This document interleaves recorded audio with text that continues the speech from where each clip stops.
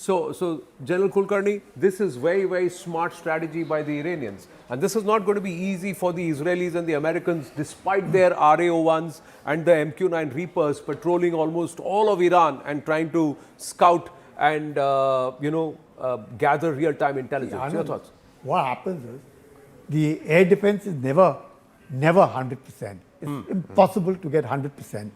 Much that the Iron Dome may have catered for 90%. Going as high, the 12-day war, just tell them where the loopholes are.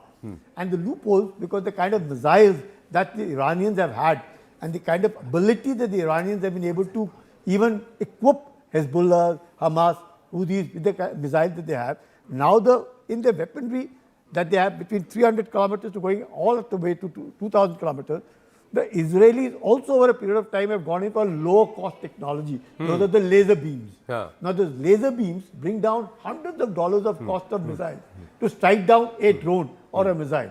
Now, what would earlier be about $20,000 would now come down to as low as $5. Because the laser beams has a limited range, maybe between 20 kilometers, max going up to 50 kilometers, much less. But these other aircraft, therefore, everyone's got, all these technologies, innovations have to come fast. The Iranians have over a period of time got a low-cost technology. They are a very highly equipped, but notwithstanding all that, the air defense, the Iron Domes that you talk about, 90%. You found in the 12-day war, 500 missiles were fired by Iran.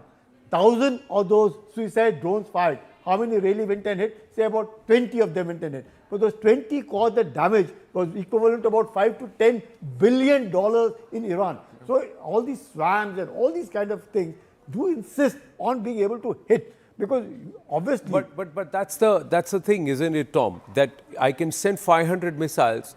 As defense, I have to intercept all 500. Correct. Because even if 10 land, they cause the kind of damage that totally change the psyche, saying, oh, your defense is penetrable. Exactly. Even more so considering that this Israeli claim with 90% precision and so on, is simply not standing to proof over the time. Precisely last year in June, not to talk about, for example, Lebanon War 2006, when we have seen Hezbollah remaining capable of launching rockets and missiles at Israel for 6 weeks, or almost 6 weeks. Yeah. So, and this is in small southern Lebanon. Now think about this huge Iran.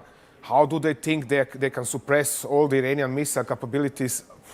That is beyond my capability to comprehend. I would like to salute our DRDO and Akash Tir for the way they defended during Operation Sindoor, because we had 99.7% efficiency. Almost, and that's amazing, because at that time they sent the ballistics, they sent the JF-15s, they sent the loitering munitions and small cheap drones, and also the cruise missiles. They sent all that our way, 600 plus drones plus this, Ambassador Rajiv Dogra, and we were able to defend it. So somewhere the calibration of this happening, is it also because the spread over Bharat is larger, that it was easier for us to defend, or it was tougher? How would you read that? Because Israel is a smaller country, the concentration is far, so 2 or 3 can actually sneak in from the defenses. Your thoughts? Well, I'm no defense expert. You have, and you yourself are extremely good at defense.